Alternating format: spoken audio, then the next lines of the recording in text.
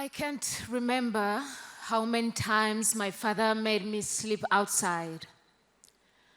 I think it started when I was 12 years old, or a little bit before. I cannot really recall. I did lose a lot of my memories of my life before the 1994 genocide against Tutsi in the beautiful land of 1,000 hills, Rwanda, my home. But I do often think about how my father was tough on me.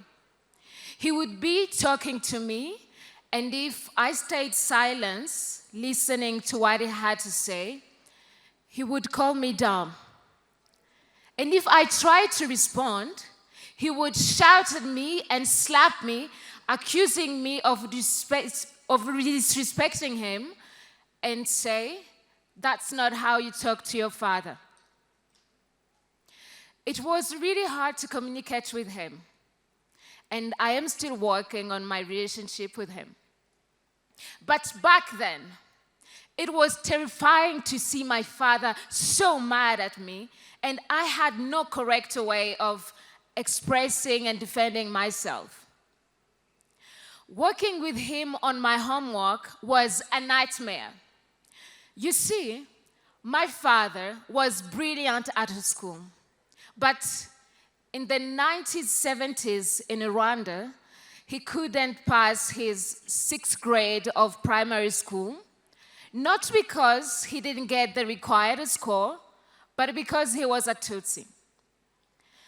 My father really had it rough in his educational journey and carried a lot of frustrations, and I think maybe that's why he was tough on me. I was supposed to go to school and then back home. No time to play or participate in any other kind of leisure. But I liked to sing and dance, and nothing and no force was going to stop me on earth.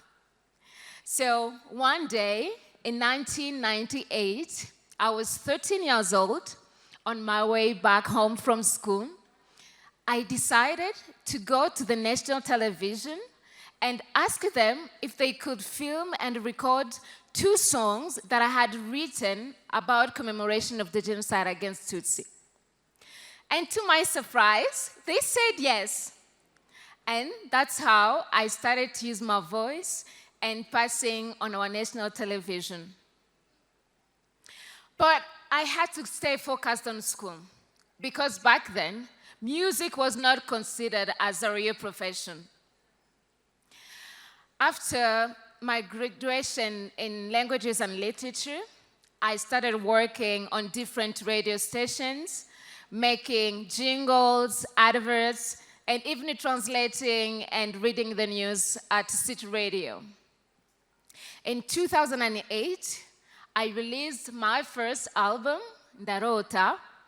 In 2009, I got my first leading role in a film, The Day God Walked Away, by Philip Van Loo, and traveled a lot with it and won Best Actress Awards at Thessaloniki, Bratislava, and Kenya International Film Festivals.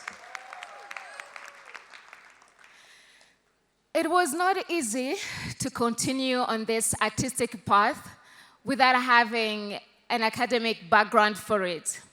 So I continued to attend different workshops, and soon enough, I won a musical scholarship to France, and I was attending a Center of High Studies in Music and Dance in Poitiers.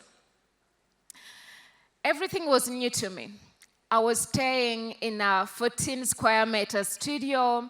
I had difficulties getting used to food, and the 2012 winter was really rough. I started to get overwhelmed and crying inconsolably at night, and it became really hard to attend class. I later moved to another modern music school at La in Paris, and I had blast there. After completing my program, I continue to work on my music, focusing on healing messages and promoting social change by running online campaigns in collaboration with different NGOs in Rwanda.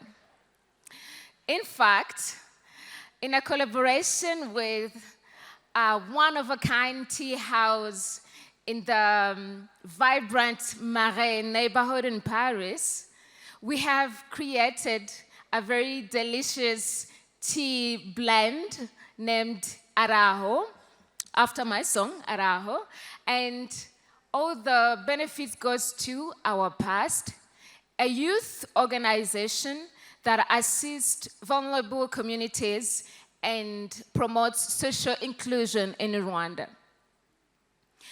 I continue to use my voice more than ever and live a fulfilled life with my family. I am married and have 2 daughters. One has a very beautiful singing voice, and the other is learning how to play violin and continues to practice her piano. I love them so much, obviously, and I love to see them grow and glow. They are also excited for mommy to be back in the business. Yes, to kick off 2024, I released an EP entitled Uzaze. It is a collection of 6 songs about embracing womanhood while navigating social norms.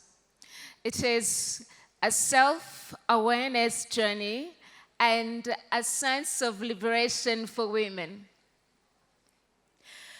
Ntarunguriza kwica mari ikindi kandi wacu ku rusizi harafutse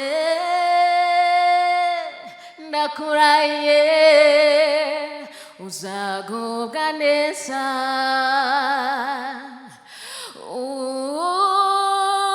uzaza urebe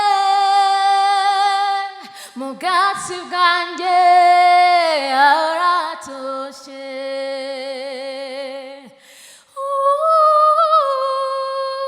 uzaza urebe sha mu bwatsi bwanjye haratoshye.